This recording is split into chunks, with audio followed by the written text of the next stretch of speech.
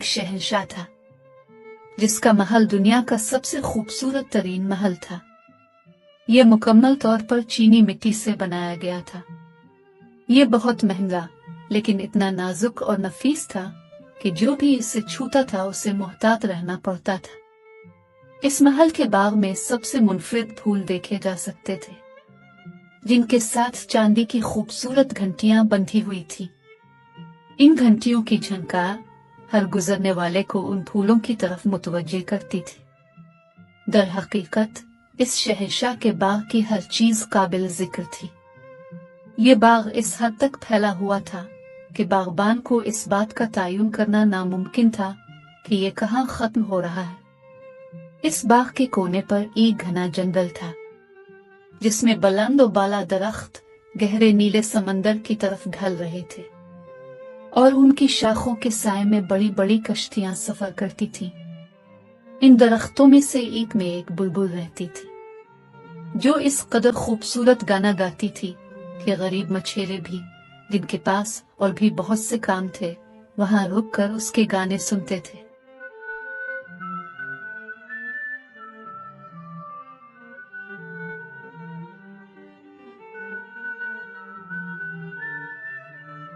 दुनिया भर से मुसाफिर जो इधर का सफर करते थे वो वापस जाकर शहंशाह के महल और उसके बागात की खूबसूरती के मुतालिक मुख्तलिफ किताबें लिखते थे। वो इस गाना गाने वाली बुलबुल के बारे में भी खूबसूरत शायरी लिखना नहीं भूलते थे जो कि बादशाह के बाग के कोने पर मौजूद गहरे समंदर के करीब वाक़े जंगल में रहती थी। इन किताबों की तरसील पूरी दुनिया में होती थी। एक दिन इनमें से एक किताब बादशाह के हाथ आ गई। जब उसने इन किताबों में अपनी महल की खूबसूरती के बारे में पढ़ा तो वो बहुत खुश हुआ, लेकिन जब उसने इस गाने वाली बुलबुल के बारे में पढ़ा तो वो बहुत ही हैरान हुआ। ये क्या? मैं ऐसी किसी भी नाइटिंगेल के बारे में क्यों नहीं जानता? क्या मेरी सल्तनत में ऐसा कोई परिंदा भी है? और वो भी मेरे बाग में। मैंने तो इसके बारे में कभी नहीं सुना। तब बादशाह ने अपने एक समझदार दरबारी को बुलाया और कहा, इस किताब में एक शानदार परिंदे का जिक्र है जिसे नाइटिंगेल कहा गया है। यहाँ इसे मेरी सल्तनत की बेहतरीन चीज कहा गया है। मुझे इसके बारे में क्यों नहीं बताया गया? हुजूर, मैंने खुद भी न तो इसका नाम सुना है और न ही उसे कभी देखा है। ये परिंदा आज शाम तक मेरे सामने पेश किया जाए। दुनिया को मालूम है मेरे पास मौजूद बेहतरीन चीज का, सिर्फ मैं ही अनजान हूँ। हुजूर, मैं उसको ढूंढने की कोशिश करूंगा। दरबारी को ये मालूम न था कि वो ये बुलबुल कहाँ से ढूंढे। चुनांचे पहले वो सीढ़ियां ऊपर नीचे चढ़ा, फिर हाल में गया। जब कुछ मालूम न हो सका तो वो महल के मुख्तलिफ हिस्सों में गया, लेकिन उसने जिससे भी पूछा किसी को भी इस परिंदे के बारे में कुछ भी मालूम न था। चुनांचे वो वापस बादशाह के पास गया और कहा, हुजूर, ये महज एक कहानी मालूम होती है क्योंकि इस परिंदे के बारे में किसी को भी मालूम नहीं। जो किताब मेरे पास है ये हकायक पर मनबी है, ये झूठी हो ही नहीं सकती। आज शाम तक परिंदे को मेरे पास पेश किया जाए, वरना रात का खाना खत्म होने के बाद पूरा दरबार रोंद दिया जाएगा। जी हुजूर, आपका हुक्म सर आंखों पर। अब दरबारी काफी परेशान था क्योंकि वो महल में सब ही से पूछ चुका था। अब सिर्फ किचन की बावर्चन ही बची थी। चुनांचे वो इसके पास गया और उससे इस बारे में दरियाफ्त किया। खुशकिस्मती से बावर्चन को इस परिंदे के बारे में मालूम था। मैं इस नाइटिंगेल के बारे में बहुत अच्छे से जानती हूँ और ये बहुत ही सुरीला गाना भी गाती है। हर शाम जब मैं अपनी बीमार माँ से मिलने जाती हूँ जो कि नीचे समंदर के किनारे के करीब रहती है, तो रास्ते में जब मैं थक जाऊं तो मैं जंगल में बैठकर इस नाइटिंगेल के गाने सुनती हूँ और बिल्कुल ताजा दम हो जाती हूँ। अगर तुम हमें इस नाइटिंगेल के पास ले चलो, मैं तुम्हें इस किचन में मुस्तकिल नौकरी दूंगा। लड़की राजी हो जाती है इसे दरबारियों के साथ रवाना कर दिया जाता है। इस छोटी सी मखलूक की ताकत को दाद देना होगी। यूं महसूस होता है जैसे मैंने ये आवाज पहले भी कहीं सुनी है। नहीं, ये तो गाय है। अभी हम उस जगह से काफी दूर हैं। लगता है वो हमें मिल गई है। कितनी खूबसूरत आवाज है इसकी, झनकार चर्च की छोटी घंटियों की तरह है। नहीं, ये तो मैंडिक है, लेकिन हम बस पहुंचने वाले हैं। वो रही निकटिंगेल। बादशाह सलामत आपसे मिलने के ख्वाहिशमंद हैं। क्या आप मेरे साथ महल चलना पसंद करेंगी? बादशाह की ख्वाहिश जानकर बुलबुल उनके साथ महल चलने के लिए तैयार हो जाती है। बुलबुल के शानदार इस्तकबाल के लिए खूब तैयारियां की गई। दरवाजे की चौखटों को घंटियों वाले फूलों से सजाया गया। महल के फर्श चमकदार रोशनियों से जगमगा रहे थे। बुलबुल के बैठने के लिए सोने का पर्च भी लगाया गया। जब बुलबुल ने गाना शुरू किया तो बादशाह ये गाना सुनकर बेहद खुश हुआ।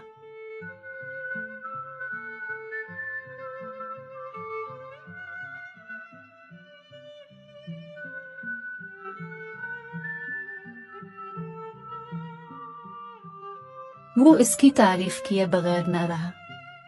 बादशाह ने बुलबुल को कहा कि अब से वो महल में ही रहेगी।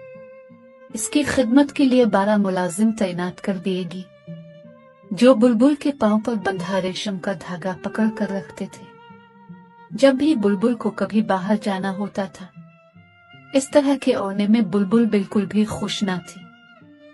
अब बादशाह दिन रात इस बुलबुल के सुरीले गाने सुनता था और अपने सारे गम भूल जाता था। बादशाह को इस बुलबुल से बहुत लगाव हो गया था।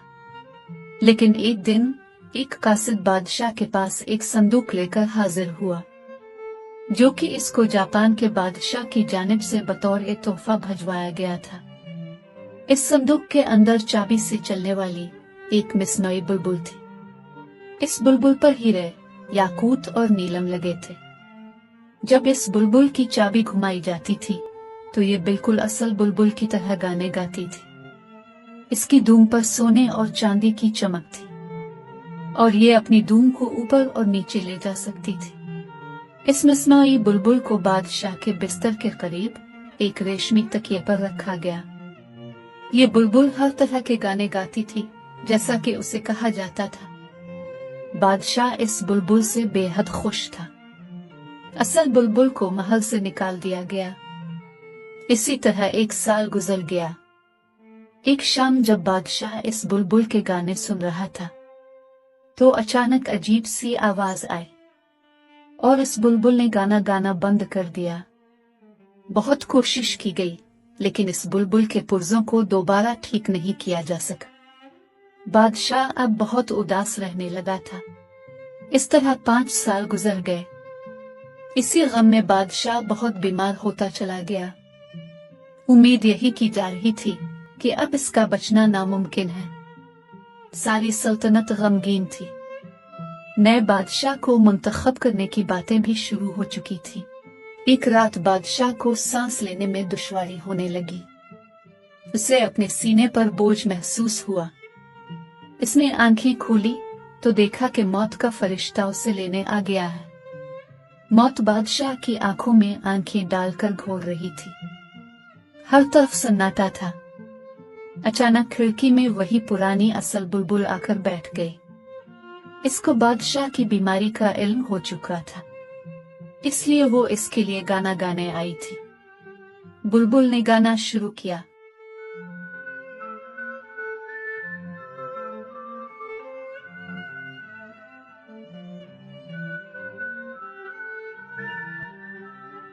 बादशाह की दिल की धड़कन अचानक तेज होने लगी। इसकी हालत बेहतर होने लगी। ये देखते ही मौत का फरिश्ता सफेद धुआं बनकर कमरे की खिड़की से बाहर निकल गया। बुलबुल बादशाह के करीब आकर बैठ गई। बुलबुल को देखते ही बादशाह बहुत खुश हुआ और अब उसने अपनी आंखें खोलने की कोशिश की। میں نے تمہیں اپنی سلطنت سے نکال دیا تھا، پھر بھی تم نے میری موت کو بھگایا۔ تمہارا یہ احسان میں کیسے چکاؤں؟